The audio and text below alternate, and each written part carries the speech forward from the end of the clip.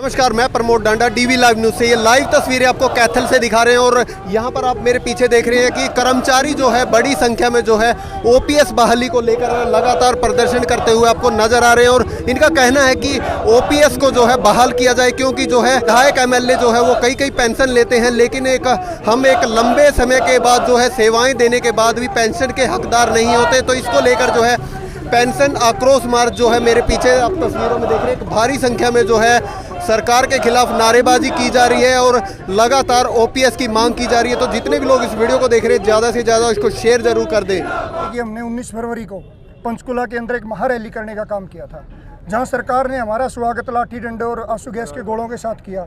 उसके बाद एक कमेटी का गठन किया जो केवल एक ढकोसला मात्र है। उसमें 2 दौर की हमारी वार्ता हुई, लेकिन आज तक निकला कुछ नहीं। वही डाक के 3 पात। उसी से हरियाणा प्रदेश के तमाम विभागों के कर्मचारियों और अधिकारियों के अंदर रोष है। इसलिए आज हमने ये रोष मार्च निकाला है, ना केवल हरियाणा प्रदेश के अंदर बल्कि देश के तमाम जिलों के अंदर आज ये रोष मार्च निकाला जा रहा है।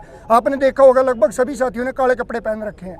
ये सरकार को चेतावनी है कि या तो हमारी पुरानी पेंशन बहाल कर दो, नहीं तो आने वाला समय भी आपका अंधकार में होने वाला है। आम लोगों को नहीं पता होता कि पुरानी पेंशन क्या है। आपको पता है, सरकार को पता है, आप रोज प्रदर्शन कर रहे हैं, थोड़ा बताएंगे सरलता से क्या है? देखिए, आपको जैसा कि पता है 20 से 25 साल कठिन मेहनत के बाद गरीब किसान, मजदूर और छोटे दुकानदार के बच्चे सरकारी सेवा के अंदर आते हैं। संविधान ने एक अधिकार दिया कि जब एक मजदूर, किसान, गरीब का बच्चा सरकारी सेवा के अंदर आएगा और सरकारी नियमों में बंधे होने के कारण वो कोई अपना और कोई व्यवसाय नहीं कर सकता और कोई काम नहीं कर सकता, इसलिए उसको पुरानी पेंशन का बेनिफिट दिया गया कि उसकी सेवानिवृत्ति के बाद भी उसका जीवन स्तर ज्यों का त्यों बना रहे। लेकिन इन सरकारों ने क्या किया, 2004 में केंद्र सरकार, उस समय वाजपेयी जी की सरकार थी, और हरियाणा में 2006 के अंदर बाजार आधारित एनपीएस लागू की कर दी गई, जिसमें हमारे वेतन का 10% और आम जनता का पैसा जो सरकारी खजाने के अंदर है वो 14% काट कर टोटल हमारे वेतन का 24% बाजार के अंदर निवेश किया जा रहा है, जिसका पूरा बेनिफिट जिन बड़े पूंजीपतियों के व्यवसाय के अंदर वो पैसा लगता है उनको है। और उस नीति के अंदर एक सबसे बड़ा दुष्परिणाम क्या रख दिया कि ना तो निश्चित पेंशन की गारंटी रखी और ना ही निश्चित रिटर्न की गारंटी। अगर मन करे तो वो पैसा रिटर्न कर देगा, अगर नहीं मन हुआ तो नहीं करेगा। युद्ध होता है यूक्रेन और रशिया के बीच, धड़कनें हमारी बढ़ जाती हैं क्योंकि शेयर बाजार नीचे ढुलक जाता है और हमारा पैसा नीचे गिरने शुरू हो जाता है। दूसरी बात, इन विधायकों और सांसदों ने अपने लिए तो 4 पेंशनों का प्रावधान कर लिया, लेकिन जो कर्मचारियों की बुढ़ापे की लाठी हुआ करती थी पुरानी पेंशन, उसको छीनकर बाजार आधारित नीति में डाल दिया।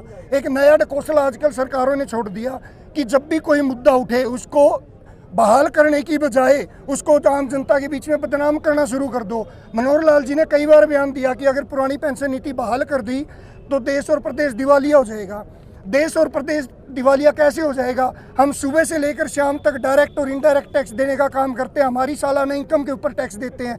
चाय पत्ती से लेकर दिनचर्या की जितनी भी वस्तुएं हम खरीदते हैं उसके ऊपर हम सेल टैक्स सरकार को देते हैं, खजाना भरने का काम करते हैं, उस खजाने को खाली करने का काम इनकी गलत नीतियाँ करती हैं। दूसरी बात, हम हर साल आम विकास कार्यों के लिए टैक्स देते हैं सरकार को अपनी आय के ऊपर। और मैं दावे के साथ, एक विश्वास के साथ बात कह सकता हूँ, मनोहर लाल जी ने अपने जीवन में 1 रुपये भी सरकार को टैक्स नहीं दिया और उन्होंने अपने लिए तो 4 पेंशनों का प्रावधान, करोड़ों रुपए वेतन और पेंशन भत्ते और उसके साथ लाखों करोड़ों रुपए उनके ऊपर सुख सुविधाओं पे खर्च किया जा रहा है। अब आप निर्णय ले और आम जनता निर्णय ले कि देश के खजाने को, प्रदेश को लूटने का काम आम जनता करेगी, कर्मचारी करे। मेरा नाम सुरेंद्र माजरा, जिला प्रधान पेंशन बहाली संघर्ष समिति कैथल।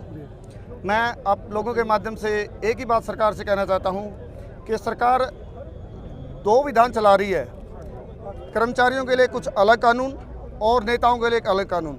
सरकार कहती है कि एक वर्ग को ज़्यादा सुविधाएं नहीं दे सकती, लेकिन वो खुद नेता 4 पेंशन ले रहे हैं और 1 रुपया टैक्स नहीं देते।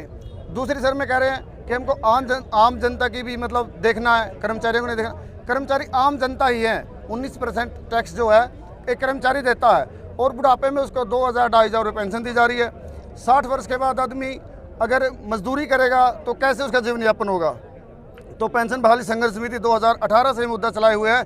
इसमें सभी संगठन हमारे साथ हैं, सभी विभागों के कर्मचारी अधिकारी हमारे साथ हैं और कम से कम 2 लाख कर्मचारियों का परिवार है ये। अगर इलेक्शन तक हरियाणा सरकार इस मुद्दे पर कमेटी बनाने से हम लोग नहीं मानेंगे, क्योंकि हम समझते हैं कमेटी एक टकाऊ काम है।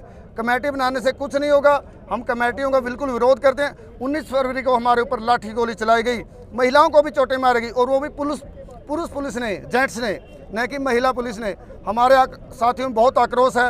अगर पेंशन लागू नहीं करेंगे तो मजबूरन हमें बीजेपी सरकार को बदलना पड़ेगा। के दिनों से आम आदमी पार्टी का क्लियर स्टैंड है, कर्मचारियों के हक के अंदर हम हर पॉलिसी का समर्थन करते हैं। ओपीएस की सबसे पहले जो फाइल पास हुई थी वो दिल्ली की पास हुई थी, जो आज तक एलजी के पास अटकी हुई है।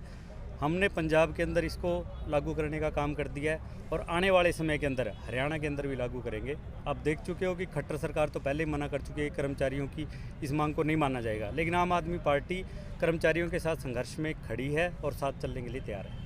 तो भविष्य में किस प्रकार के उम्मीदें हैं कि ओपीएस बहाल होने से कर्मचारियों? देखिए, कोई भी व्यक्ति जब तक उसके शरीर में जाना वो कार्य करता है, और 58 साल तक की उम्र इसलिए लागू की गई है ताकि सरकारी कर्मचारी इतने दिन तक अपनी बुद्धि विवेक और शरीर से काम कर सकता है ठीक तरीके से। उसके बाद उसकी रिटायर्ड होने की व्यवस्था आ जाती है। उसका मतलब ये है कि आज वो उसके बाद काम करने के लिए सक्षम नहीं है। जब वो सक्षम नहीं है, सरकार अपना हाथ खींचने के लिए वहाँ पे तैयार खड़ी हो गई है, उसको बुढ़ापे की तरफ धकेल के उसकी जिम्मेवारियों से हट गई है। हम कोई भी वोट इसलिए करते हैं ताकि सरकारें हमारे भविष्य का ध्यान रखे, हमारी ज़रूरतों को पूरा करे, लेकिन ये बिल्कुल उलट सरकार है। बीजेपी ने आज तक पूंजीपतियों का तो साथ दिया है, लेकिन कर्मचारी, मजदूर, कमेरे वर्ग को इसने हमेशा ही शोषण का काम करने का काम किया है इन्होंने। और इतना ही नहीं, आज अगर बात करेंगे अदानी की, तो अदानी ने जितना भी लॉस हुआ वो कर्मचारियों के लगे हुए पैसे का लॉस हुआ है। आज 1500 से ऊपर कोई भी रिटायर होता है कर्मचारी, उसकी पेंशन नहीं बनती है। प्रदेश में चुनावी बिगुल बजने जा रहा है, लेकिन आपका अपना संगठन नहीं है, कैसे लड़ेंगे चुनाव? देखिए, संगठन मई के महीने तक पूरा तैयार हो जाएगा, कुछ अप्रैल में तैयार हो जाएगा।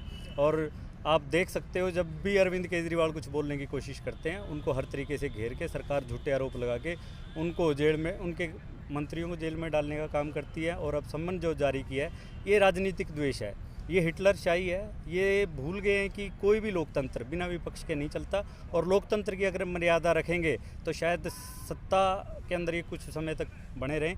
लेकिन अब जो इन्होंने रवैया अपना लिया है, पूरी जनता इनके खिलाफ हो चुकी है। बीजेपी का सुपड़ा साफ होने वाला है।